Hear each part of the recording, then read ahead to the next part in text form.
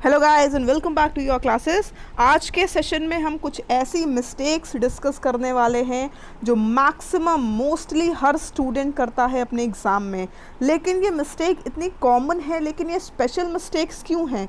क्योंकि इन मिस्टेक्स को अगर हम स्टेटमेंट में देखें तो वो स्टेटमेंट ग्रामेटिकली देखने में और पढ़ने में बिल्कुल सही लगते हैं।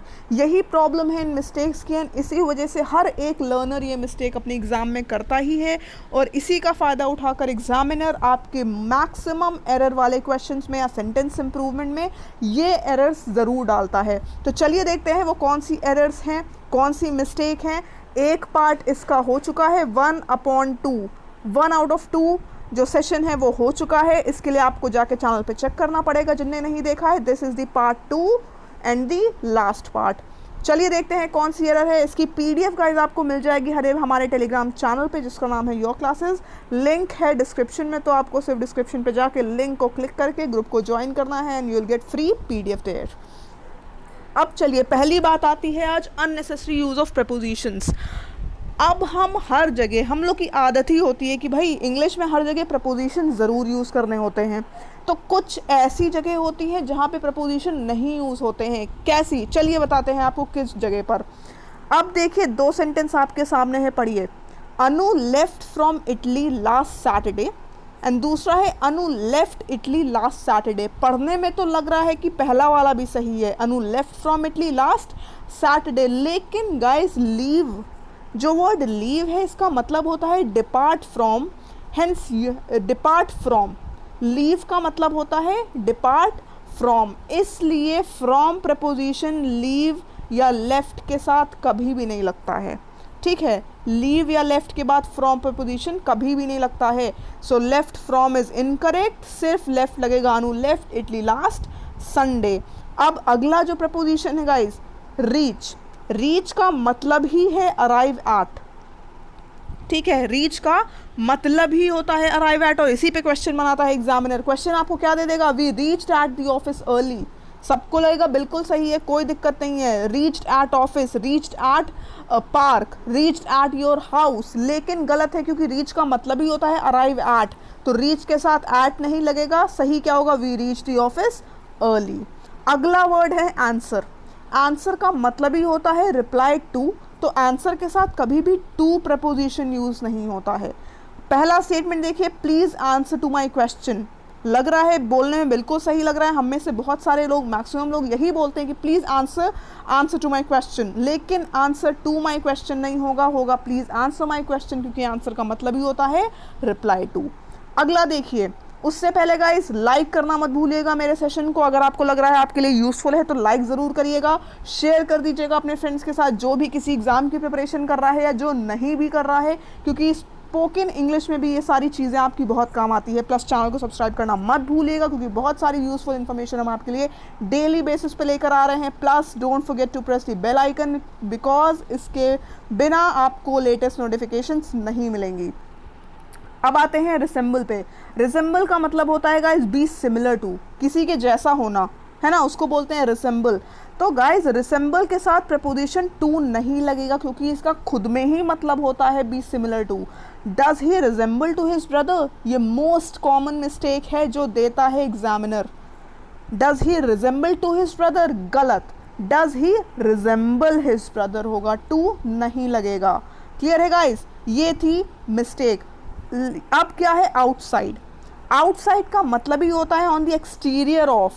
आउटसाइड का मतलब है बाहर, ऑन द एक्सटीरियर ऑफ। तो आउटसाइड के बाद प्रपोजिशन ऑफ नहीं लगता है क्योंकि इसके मतलब में ही ऑफ आ जाता है। We stood outside of the restaurant नहीं होगा, we stood outside the restaurant होगा।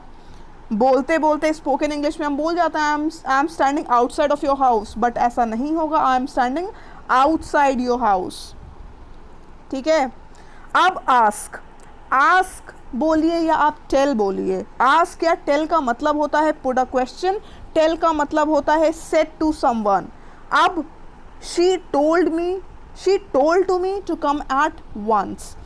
टोल्ड के बाद और आस्क के बाद प्रपोजिशन टू नहीं लगता है।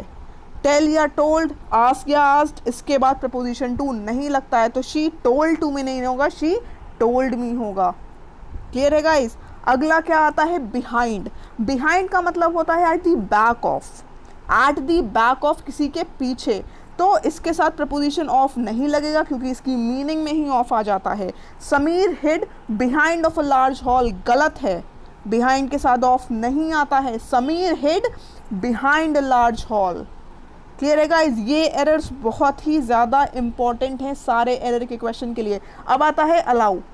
अलाउ का मतलब होता है give permission to, give permission to, ये पूरा का पूरा अलाउ में ही आ जाता है, तो इसके साथ टू प्रपोजिशन नहीं लगता है, टू प्रपोजिशन नहीं लगेगा। The driver allowed to Ram to sit in the front seat, driver ने अलाउ कर दिया राम को कि फ्रंट सीट पे बैठ जाओ, अलाउड टू नहीं होगा, अलाउड राम होगा। क्लियर है गाइज, ये था अलाउ। अब गाइज अगर आपको घर पे बैठ के प्रिपरेशन करनी है, आपको एग्जाम ओरिएंटेड क्वेश्चंस मिल रहे हैं हमारी डीजे बुक्स में विद वीडियो सॉल्यूशंस। आपको कोई कोचिंग नहीं जाना है, कुछ नहीं करना है, सिर्फ क्वेश्चन, प्रीवियस ईयर क्वेश्चन भी अगर है तो उसका वीडियो सॉल्यूशन आपको डीजे बुक के अंदर ही मिल रहा है। तो आपको कहीं भी भागना नहीं है, सिर्फ घर पे बैठ के खुद से तैयारी करनी है। कोड यूज़ कर लिया बाय 10 तो आपको मिलेगा 10% का फ्लैट डिस्काउंट। अब देखते हैं कि अगली एरर क्या है, वो कौन सी कॉमन मिस्टेक है जो सब लोग करते हैं लेकिन पता नहीं चलता है। तो ये कुछ ऐसे एक्सप्रेशंस हैं ग्रामेटिकल जिसमें हम एरर करते हैं, लेकिन पढ़ें अगर हम, देखें इनको, स्टेटमेंट में लिखा हुआ पढ़ें या बोलें तो ये बिल्कुल सही लगता है। तो क्या है ऐसे, सबसे पहले है use of what and which after everything. हर चीज़ के बाद या कुछ ऐसे वर्ड्स हैं जिनके बाद हम वॉट या विच लगाते हैं जो नहीं लगाना चाहिए। एग्जाम्पल देखिए, वी हर्ड एवरीथिंग विच या वॉट शी सेड। हम बोलते बोलते तो बोल जाते हैं, स्पोकन इंग्लिश में कई बार बोला होगा we heard everything what she said, लेकिन ये गलत है क्योंकि एवरीथिंग के बाद वॉट एंड विच नहीं लगता है।